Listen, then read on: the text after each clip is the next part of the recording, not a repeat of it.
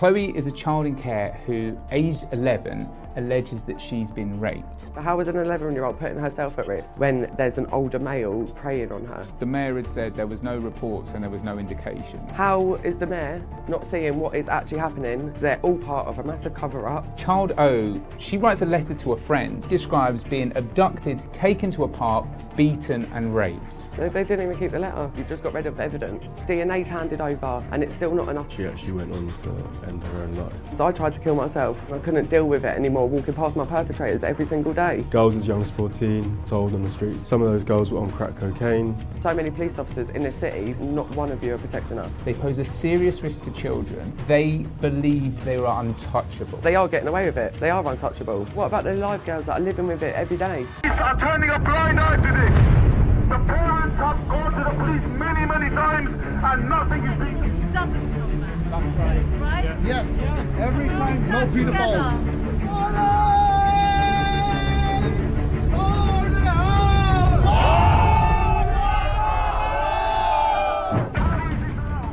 Anger spilling onto Britain's streets. A teenager held captive, hundreds of Sikhs on the UK streets, and a dramatic rescue. Putting the spotlight on an issue UK PM Keir Starmer hoped to cover up: the rampant menace of Pakistani grooming gangs. The ringleader of a grooming gang who raped 2 schoolgirls in Rochdale has been jailed for 35 years. Mohammed Zahid, who's 65, was known as Boss Man and sexually exploited the girls from the age of 13. And the story of a child groomed and exploited by drugs gangs at the age of 11.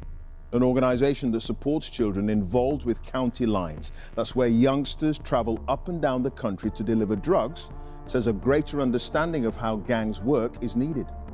Last night on News at 10, we heard about the huge rise in the number of children being recorded as trafficked and exploited by criminal gangs. Well, now... As an Indian, when I looked into this case and did some research, I wasn't surprised or shocked at all. This is not something new. It has happened many times before. This kind of thing has been going on in India for the last 1300 years, carried out thousands of times by one particular community. One clear example is the 1992 Ajmer rape and blackmail case. And let me tell you, this is not just happening in India. It is happening across the entire world, done by people from that same specific community. For more than 2 decades in the United Kingdom, thousands of young girls, predominantly non-Muslim, including mostly white Christian girls from working class backgrounds, as well as Indian Punjabi Sikh girls and others from various nationalities, were systematically raped, abused, trafficked and silenced. Most of these victims were children, some were as young as 9 to 11 years old and others up to 16 years old. They were groomed using manipulative tactics like giving them gifts, drugs, alcohol and false promises of love and affection. After that, they were controlled, raped and passed around between groups of Pakistani men. These gangs often operated in towns like Rotherham, Rochdale, Telford, Oxford and many other places. And yes, the perpetrators were mostly men of Pakistani heritage. Many of them formed organized gangs that took advantage of weaknesses in the child protection system. Official investigation later found that over 1,400 girls were abused in Rotherham alone between 1997 to 2013. Thousands, and we are talking thousands, of young girls who've had their lives ruined, lost lives. I wonder if it's thousands, Dawn. I wonder if it's actually not tens of thousands or hundreds of thousands. And if you do the maths, that means the number of perpetrators will be hundreds of thousands, maybe over 1 million. If you think about how many times this has happened to each one, each girl who's been violated, it's horrendous. And obviously, the people who have got political careers would actually be some of the perpetrators themselves. Some of the councillors, some of the police officers, There was one some of the councillor people certainly accused of being part of one of the gangs, yes. I mean, if you just think about the numbers and the political careers there, they've got their careers, they're in positions of power. And we know that for so long, this was not just brushed under the carpet. Across the UK, the total number of victims in documented cases is likely more than 4,000. Police reports were filed many times but were ignored or dismissed. Parents who tried to raise alarms faced threats, intimidation, and even attacks to keep them quiet. Instead of protecting the victims, the authorities often blame them. Whistleblowers who tried to expose the abuse were silenced, demoted, or ignored. Our conservative estimate is that at least 1,400 individual children in Rotherham were victims of... The victims are mostly poor girls, the perpetrators overwhelmingly men of Pakistani descent. When people raise the alarm, authorities refuse to act. Why do you think they didn't care enough? Because they thought they were dirty little slags. There were serious failures in the system. Some Muslim politicians in local government allegedly threatened and intimidated non-Muslim officials and politicians. Many authorities were afraid to act because they did not want to be called racist or Islamophobic. This is not a story the UK didn't know about. This is a story the UK chose not to act on. Sadly, similar cases are still coming to light today. Hundreds of arrests connected to grooming gangs have happened as recently as 2024 and 2026. This shows that the problem continues and has not been fully solved.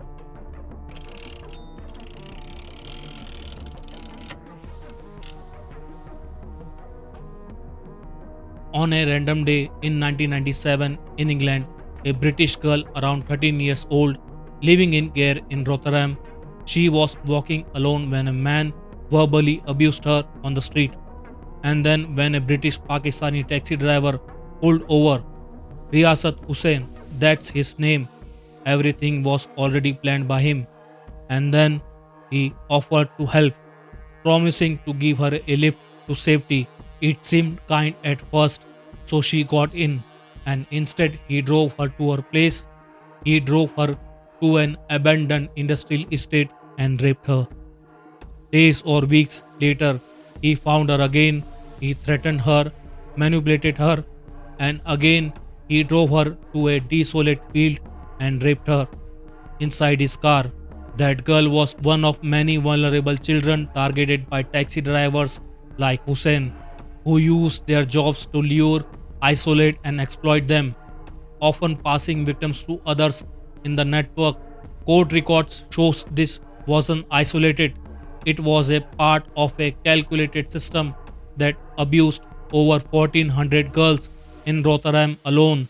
This is how the grooming gangs really operated, starting with a helpful offer, ending in a year of horror. In towns across England from Rotherham to Rochdale, a disturbing pattern emerged over decades. Groups of Pakistani men systematically grooming and exploiting children. These were not random acts of abuse, but organized networks operating methodically, preying on the most vulnerable. Official court records identify offenders from British Pakistani communities, including men like Shabir Ahmed, Adil Khan, Arshid Hussain, and Sajid Mahmood. They were taxi drivers, takeaway owners, and laborers, ordinary men to their neighbors, yet they orchestrated repeated abuse against children, some as young as 11. Grooming begins with observation. Offenders identified vulnerable children, girls from broken homes, care facilities, or struggling families. They offered attention, gifts, and affection to gain trust. They isolated victims from friends and family, creating dependence and control. This psychological manipulation was as damaging as physical abuse.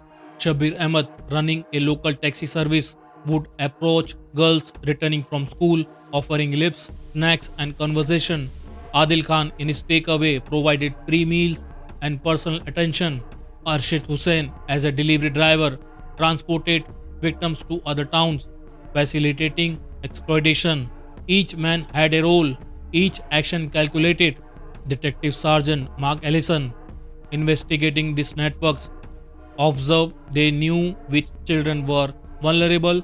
They planned their access, coordinated among themselves, and exploited weaknesses systematically.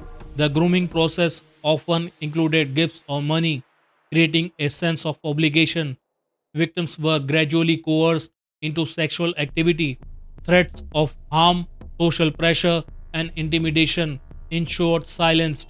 Victims feared disbelief, retaliation, or being blamed. Networks were not isolated.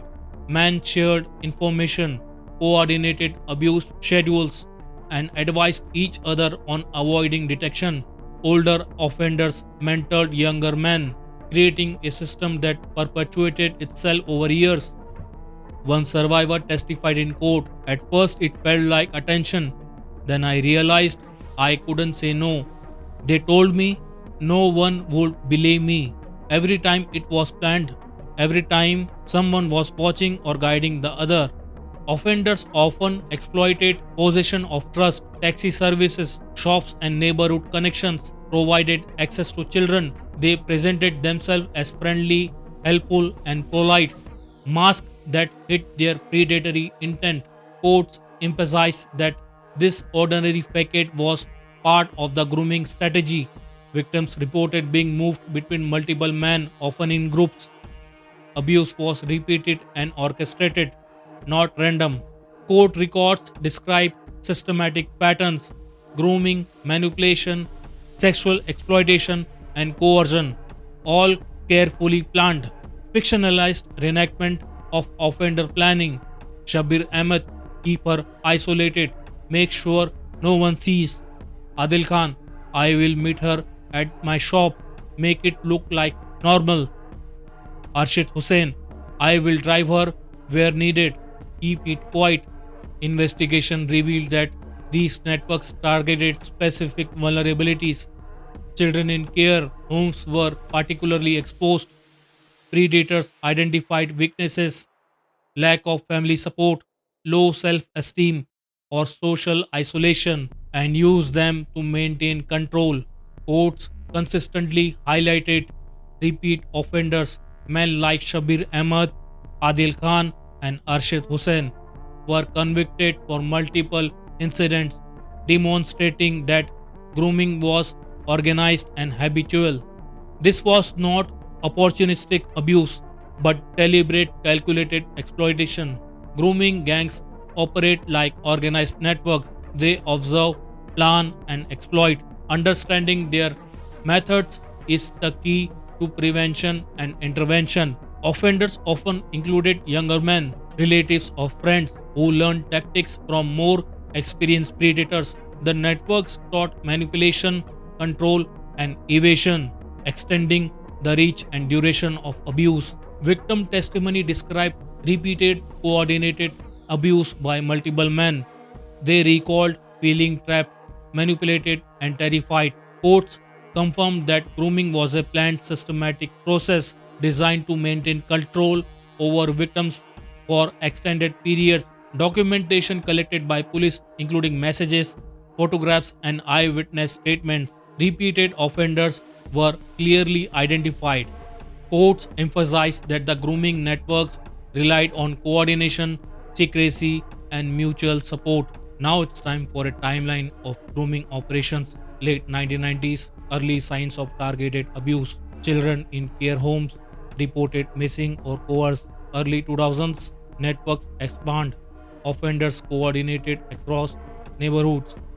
2008, police gather intelligence on repeat offenders. Internal reports note patterns. 2010 to 2013, Crown Court conviction.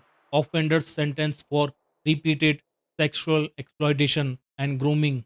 Even after reports were made, many cases were delayed due to fear of political backlash or accusations of racial profiling. This allowed grooming networks to continue operating for years.